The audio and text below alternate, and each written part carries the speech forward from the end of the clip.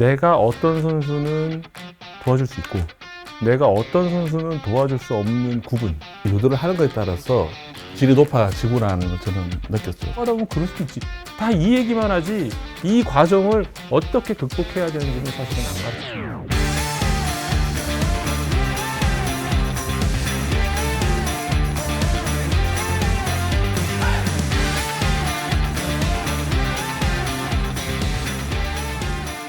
안녕하십니까. 저는 의무위원회 심리 파트를 맡고 있는 중앙대학교 정신건강의학과 교수 한덕현입니다.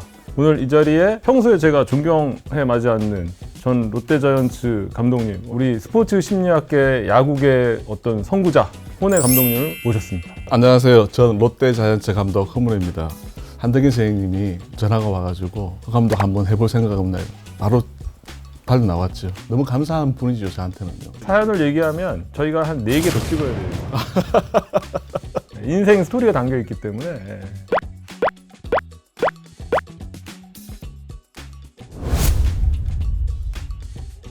감독님, 저런 상황에서 만약 감독님이라면 2010몇 년 때 타격 코치를 처음 하셨을 때 그때라면 스포츠 심리사한테 한번 이 선수들을 도움을 요청했다는 생각을 하셨을 것 같습니까?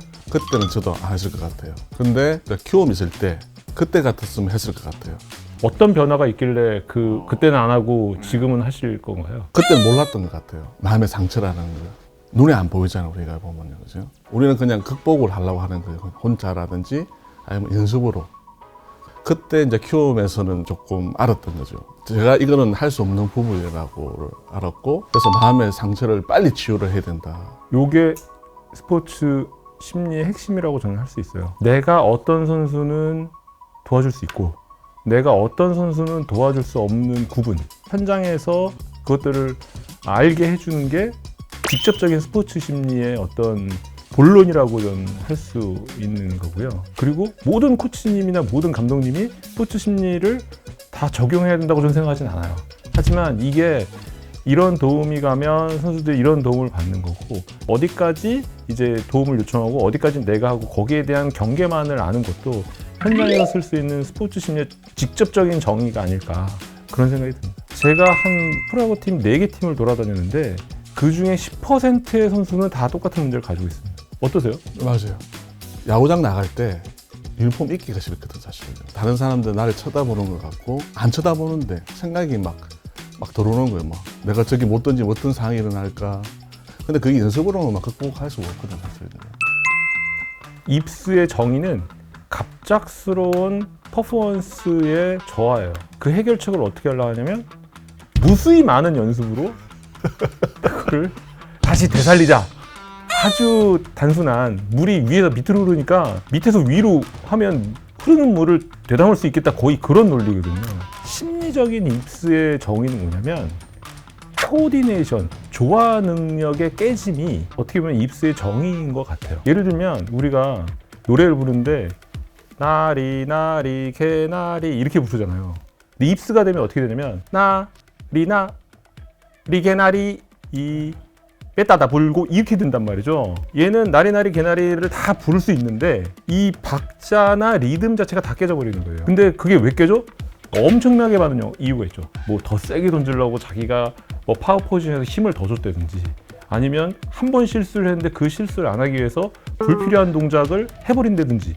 사실 우리가 이 뇌과학적으로 봤을 때는 공을 던진다는 게 뇌가 엄청난 코어디네이션의 어떤 조화 능력에 이 알고리즘을 돌려서 공을 이렇게 던지는 건데, 그 중에 하나의 알고리즘이 깨졌어. 그러면 공이 땅바닥에 꽂히고 하늘로 날아가고 하는 거거든요. 그래서 입스는 조화 능력의 깨짐, 바꿔 얘기하면 조화 능력의 회복? 그게 정답이에요. 제가 많이 이제 하는 것 중에 하나가 진료실 안에 있는 휴지 말아가지고요, 휴지 던지기 걔랑 나랑 주고받기부터 시작해요. 처음에 이렇게 토스하다가 나중에 와인드업 들어가서 던질 때 다 깨짐이 보여요. 그러면 제가 어깨도 만져주고 무릎도 만져주고 하면서 그 선수가 가지고 있는 조화 능력의 포인트를 만져주거든요. 그럼 뭐 30분 만에 이제 할 수 있을 것 같아요. 그런 기준점을 잘 모르는 거죠, 어떻게 보면. 그걸 끊기는 걸 이어주는 거라고 생각하시면 되는데, 그렇게 생각을 안 하는 거죠, 어떻게 보면. 의미 없는 연습은 강박증에 가깝다고 말씀드렸거든요. 강박사고가 뭐냐면 손에 세균이 묻은 것 같아서 손을 막 닦는 행동이에요. 한 번은 전지훈련 이렇게 까다로웠더니 선수들이 똑같이 오늘 10번 쳤는데 원래 12번 쳐야 제가 되거든요. 손에 이 피범벅이 되는데 또 쳐요. 왜 쳐요? 12번을 채워야 되니까.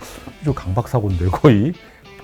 강박사고 강박 행동이 왜 안 좋냐면 머리 안에서 완벽한 프로세스가 돌아가야 돼. 프로세스 말하면 안 돼. 완벽한 프로세스가 돌아가야 이게 내 실력이 되는데 강박사고나 강박 과정들은 불완전한 프로세스가 내 머릿속에 돌아간단 말이죠. 그래서 그건 아무리 연습을 해봐야 오히려 근육 손상이나 몸에 해만 되지 자기 머릿속 안에서 그게 나의 연습으로 돌아오질 않는 거예요. 그래서 제가 부탁드릴 때 하나의 프로세스가 완벽하게 들어가서 이 선수의 딱 각인되는 연습이 아니면 무의미한 스윙, 무의미한 투구는 안 했으면 좋겠다고 말씀을 드리는 거예요. 처음 만났을 때 선생님한테 이해를 못했거든요. 근데 번트에 대해서 한번 질문을 했던 거 생각납니다. 우리가 그때 선수가 번트를 실수했을 때 우리가 많이 해야 됩니까? 작게 해야 됩니까? 그러니까요. 선수가 느끼실 때 버리라 생각하면 이건 무의미하다는 거죠. 그리고 트라우마가 생길 수가 있다는 거예요. 왜? 사람은 우리가 안 좋으면 어떡해요? 우리가 안 좋은 거 생각을 계속 하게 되잖아요. 거기서 그 선수들이 번트를 더 실수할 확률이 많다는 거예요. 그러니까 그걸 듣고 저는 테스트를 해봤어요.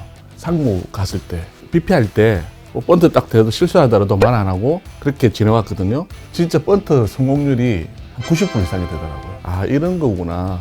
그러니까 우리가 어떻게 유도를 하는 거에 따라서 연습이 질이 높아지구나는 걸 저는 느꼈어요. 운동하는데 루틴이라는 게 있는데 그건 루틴도 하지 말라는 얘기냐? 아니죠.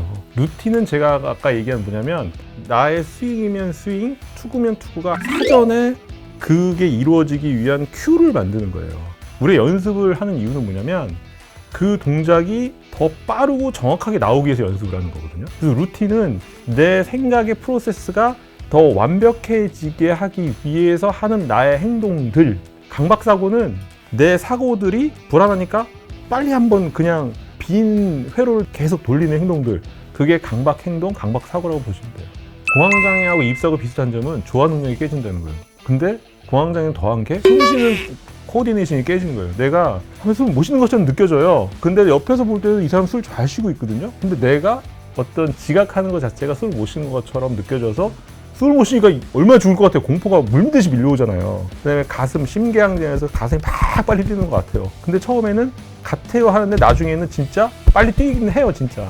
그리고 식은땀 나고 그 다음에 쓰러질 것 같고 막 그렇게 된단 말이죠. 비유가 명절날 고속도로 가는데 휴게선 앞으로 27km 남아있고 나는 차 안에 있는데 갑자기 배에서 신호가 왔어. 난리 나죠. 그때 막 식은땀 나고 막 죽고 싶고 막 때로는 전 좀 잔인해요. 아마추어의 프로의 차이가 뭡니까? 라고 물어보거든요. 이것도 스포츠 심리 교과서에 나와 있는데 아마추어 프로의 차이는 딱 하나예요. 관중이 돈 내고 보느냐, 돈 안 내고 보느냐. 프로 선수가 되기 위해서 여기가 왔어. 그러면 돈 내는 관중은 내가 직업 생활을 하고 나의 정체성의 가장 중요한 요인 중에 하나예요. 근데 그 이야기를 처음 듣는 선수가 90%예요. 자기 정체성에 대한 명확함이 없이 온 선수들이 대부분이라는 말이죠. 근데 그 얘기만 들어도 관중이 있어야 되는구나 라는 인식을 하는 순간 부담감이 확 내려가요. 왜냐면 내 직업은 관중 앞에서 야구를 하는 사람이니까. 타석에 섰을 때 투수 숨소리, 포수 숨소리가 안 들려요. 근데 저쪽 외야에서 내 욕하는 선수는 선명하게 들려요. 그게 우리는 이해 못해요. 근데 타석에 서 본 타자는 그게 너무 자기 환청들인 줄 알았대요. 근데 진짜 이렇게 딱 보니까 저기서 관중이 뭐라고 하는데 그 욕이 다 들린다는 거야. 근데 그게 왜 그러냐면 진짜 우리의 예민도가 미친 듯이 확장이 돼요. 네가 그거를 느끼는 게 정상이야. 타석에 서서 네 머릿속이 뜨겁도록 느껴지는 그 무엇, 땅바닥에 네 다리를 잡고 있는 그 무엇이 그게 정상인데 그 상황에서 네가 하던 대로의 스윙을 해야 된다. 그게 너의 직업이다라는 얘기를 해주는 거죠. 그게 받아들이려는 거죠. 네. 네, 나도 진짜 조금 알 것 같더라고요. 한 선수가 요번에 이제 못 쳤을 때 자기가 성이 났대요. 아씨, 뭐가 잘못됐지? 근데 작년에 잘하고 난 뒤에는 내가 이 투수하고 상대를 딱 했는데 이 투수는 내가 못 이기겠구나. 오케이, 인정. 그 다른 투수가 바뀌잖아요. 그러면 일단은 내가 할 수 있겠구나. 내려놓는 거하고 내가 할 수 있는 거하고 이렇게 잘 나누다 보니까 그런 퍼포먼스가 좋아진다는 거예요. 제가 모시던 모 감독님인데 이 투수 나오면 어떻게 해요? 그랬더니 버티기요. 선수들한테 직접 얘기하세요. 야, 우리 진짜 2회만 더 버티면 된다. 근데 선수들이 잘 따라요. 왜냐면 현실을 받아들이니까. 스포츠 심리 정신의학 그 교과서에 굉장히 큰 부분을 차지합니다. 왜냐하면 선수한테 있어서의 부상이라는 거는 이 외부 요인에 의한 자기가 운동을 못하게 되는 굉장히 그 난감한 순간인 거거든요. 또 오면 어떻게 하지에 대한 그 상황이 발생할 때 의학적으로는 외상후 스트레스 장애라는 어떤 질환이 있는데, 그때 이제 저희가 치료 그 원리로 삼는 게 뭐냐면 자라보고 놀란 가슴, 뚜껑 보고 놀라지 않게 한다가 저의 원리예요. 어떤 투수가 던진 공을 누구와의 시합에서 몇 회에 몇 번째 공에 얼굴을 맞아서 안와 한 머리 됐어, 이렇게 완벽하게 기억을 하고 있어야 되는데 이게 그냥 일반화가 돼버려요. 근데 우리가 트라우마를 강하게 입으면 입을수록 더 일반화 과정으로 가게 돼요. 우리 뇌나 심리가. 그렇게 되기 때문에 이게 짓궂지만 저희가 상담을 하거나 뭐 할 때 그거를 계속 되새겨 줍니다. 어떻게 사고가 났죠? 어떻게 다쳤죠? 어떤 투수가 몇 회 몇 구째 뭐 던져서 해서 야구를 신 겁니다 라고 하면 다음에 다른 투수가 나오면 아, 이 투수는 그 투수가 아니야, 팀이 달라, 그리고 날짜가 틀려, 그 횟수가 틀려, 그러니까 나는 요거만 공헌에 집중하면 돼, 이렇게 해서 그걸 자꾸 분리시키는, 소뚜껑하고 자라 등하고 계속 분리하듯이. 그것도 심각합니다.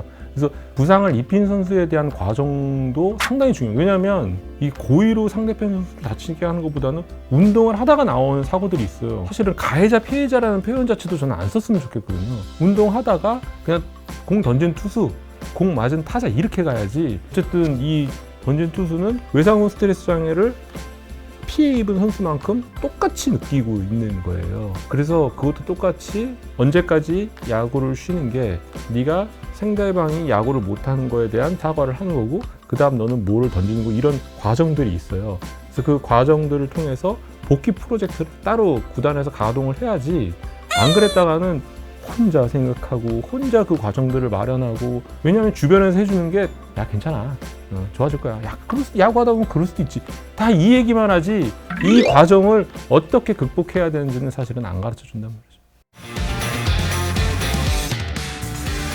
방에 한 2번 정도 찾아왔어요. 이민 가겠다고. 19살, 20살의 선수가 그 관심을 이겨내기에는